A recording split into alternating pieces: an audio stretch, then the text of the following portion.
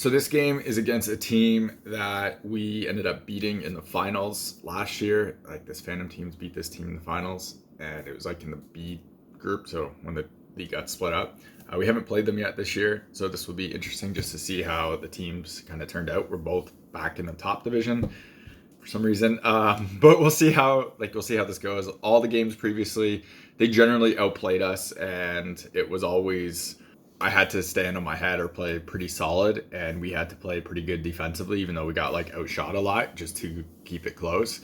And I think they won most of the games until like the playoffs where we squeaked out the win. So we'll see how this game goes. So if you're buying hockey equipment and you want to support the channel, check out the links in the description. In the US, check out the links to Pure Hockey. In Canada, check out the links to Hockey Supremacy. If you click those links and make a purchase, I get a kickback from the sale. So anything that comes back from that comes right back into the channel, so I can make more content and doing like real reviews and stuff. I got buy gear to do a lot of the tests for it, so that costs money and it would be greatly appreciated. Otherwise, if you want to support the channel without buying anything, check out the links in the description to Patreon, buy me a coffee. Everything through there comes again back into the channel, so I can make more content and doing real reviews.